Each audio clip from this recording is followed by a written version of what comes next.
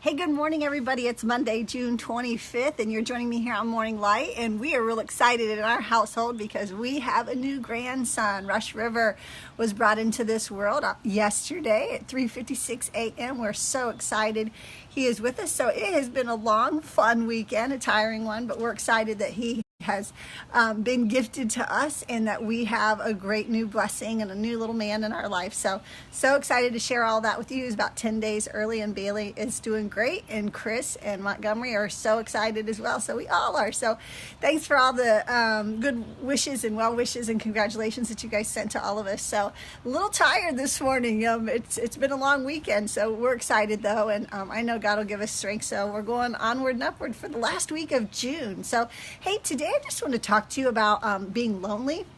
This week we're going to talk about being isolated and what that looks like. Now, for some of you, you like to be alone, or you like to not be with people. You would rather not be with people. Sometimes people irritate the heck out of you and you're like, I'd rather just go it alone. And I get that too, because I'm sometimes that way. I don't always need people around me. We have our personal space, and so many times we just like that personal space and we don't want people in it. But then there's times that we really do need people. And you know, if we look at the life of Jesus, he chose community himself. He chose to have people around him. For somebody that could have gone it alone, and you know, he could have said, I'm way better than all of you. You don't understand me. You don't get me. You don't understand the life that I am and what I'm here for. So many times we just think that we can go it alone and we have the best answer to our questions. We have the best thoughts to our process, and that's not always true. And when we look at the life of Jesus, we have to realize that he didn't go it alone either. So one of the verses I wanted to point out to you guys today, and I know it's a really familiar passage, and it's 1 Peter 5:8, that it says, your enemy, the devil, prowls around like a roaring lion, looking for someone whom to devour. Now that last sentence is what I want to focus on this morning. For the enemy roams around looking for whom he can devour. Now, as you guys all know, and you've watched National Geographic and all those fun shows, the enemy, the predator, goes after the one who is weakest, or who is set apart, or who is alone.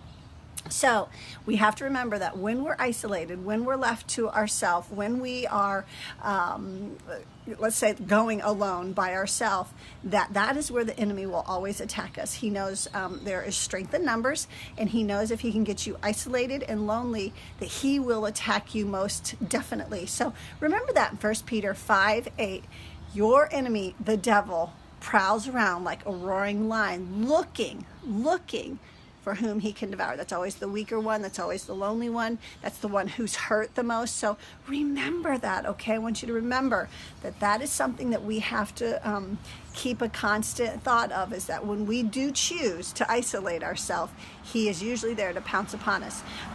Think about this, and for those of you who like to go it alone, Proverbs 18:1 says, whoever isolates himself seeks his own desires. He breaks out against all sound judgments. Right here, the writer of Proverbs is saying, you know what, it is sound judgment for you to be with somebody. The one who isolates himself only seeks out his own desire. He doesn't think about anybody else. And we know in a day and age where everything's about iPhone, iPad, everything is me, selfie. You know, it's all about us, and we make us the center of our life. That is a really dangerous place to be. Even though the world is perpetuating that we make ourselves, life all about us, and we shouldn't care about anybody else. That is also a very touchy place to be, because the enemy loves to get us there. He loves to put us somewhere that he can get us alone, like I said again, and then that's when he will hurt us the most. Remember this, that God said himself, God, creator of the universe, the great I am, in Genesis 2:18, he says that it is not good for man to be alone. God said that. So he created a woman for man so he could have somebody. You know, we all need somebody. And here's the one thing I want to say is, and be careful in your choosing. Be careful in who that someone, especially if you're a lonely person. And so many times we will just choose somebody to choose somebody. It's a warm body. It's somebody to talk to.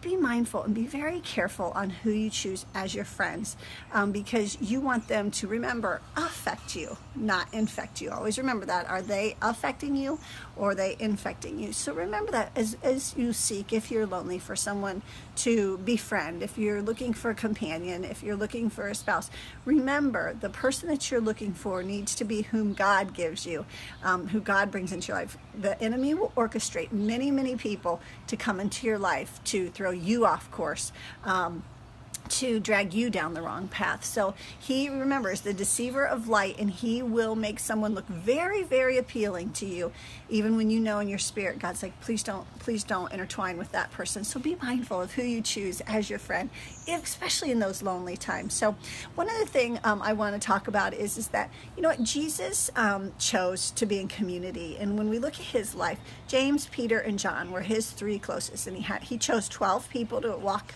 and do his ministry with them. But he even chose people that he knew were going to deny him. Peter denied him not once, not twice, but 3 times of even knowing him when the centurions came looking to arrest him for his crucifixion. And how would you feel if your best friend said, you know what, if someone came looking for him and said, I don't even know who they are, I'm sorry. I mean, that has to cut you to the core. But Jesus knew that. He knew that they would betray him. He knew that Judas of Iscariot would betray him as well. And he was in that close circle of 12. But God also knew that being man as Jesus, that he needed to be with people. Even in the Garden of Gethsemane, when he said, would you just pray an hour with me?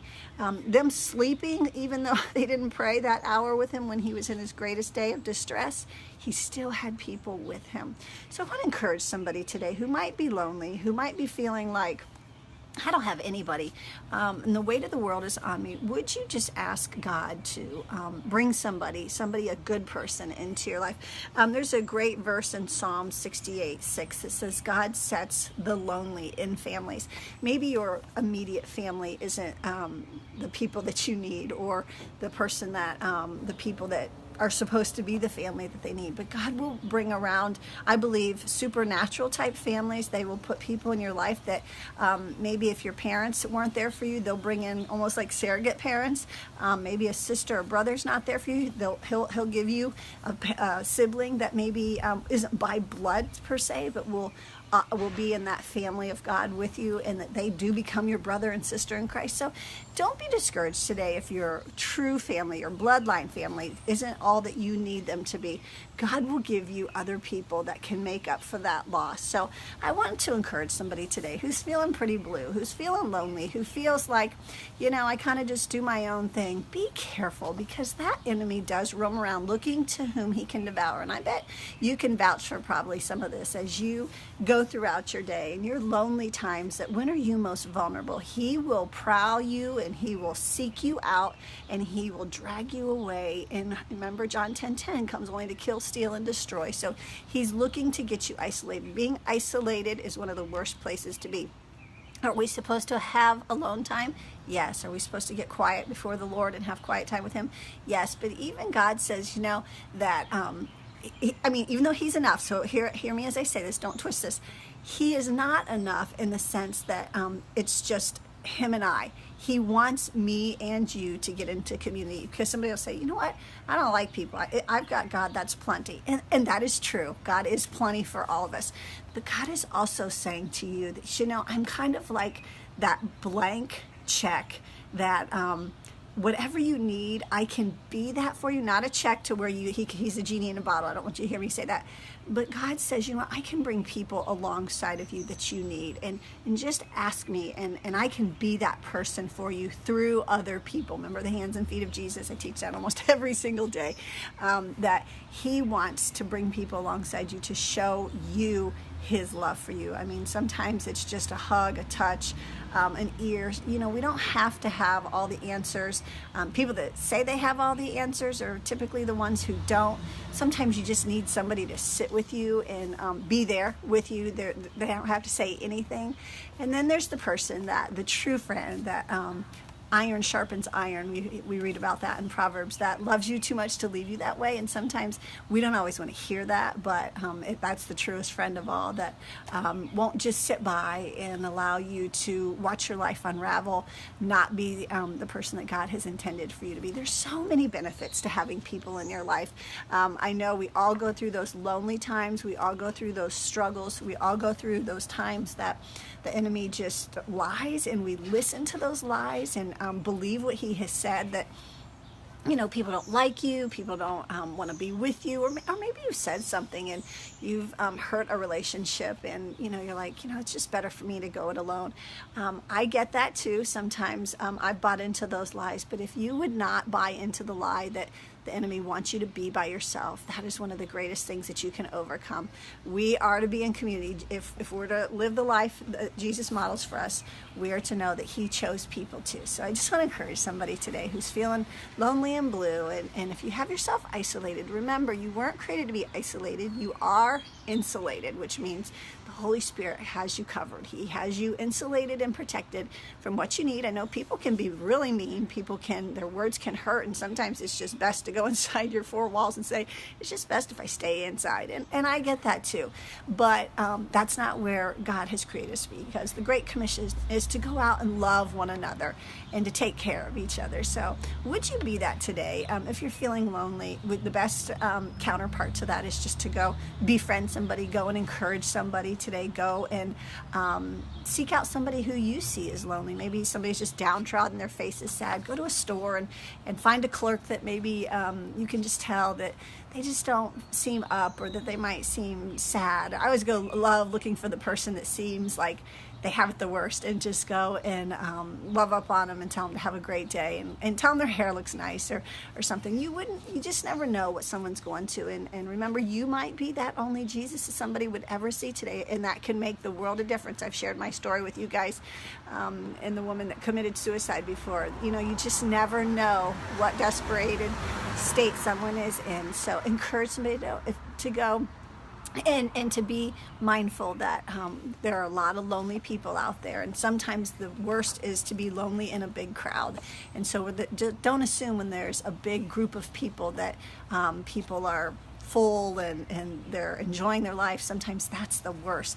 I know I talked to somebody yesterday that's trying out a new church, and I said, are you meeting friends? And she said, no. She said, really, the only person that's spoken to me is the pastor. And it made me sad, because I thought, of all the places, the church should be the most welcoming. And she said, he's really the only one that acknowledges me. And I thought, man, that's not right. That we are the church. Everybody, that if you see somebody new or somebody sitting by themselves, I love when we're in a church, I want to go seek out the person that may be sitting by themselves, or at your work or in school. Go find the person all by themselves and be that friend that they might need. So, and if you need some encouragement today, remember that Jesus is always there for you. He never leaves you, forsakes you, and he is the friend above all friends. So get out there and don't go it alone. I just want to encourage somebody today. Have a great Monday. It's beautiful out here. The weather's amazing. The birds are singing, and I'm off to a big work day and to get our little grandson home and just enjoy life with family and community. So have a great day. I'll see you back here bright and early tomorrow morning. Bye-bye.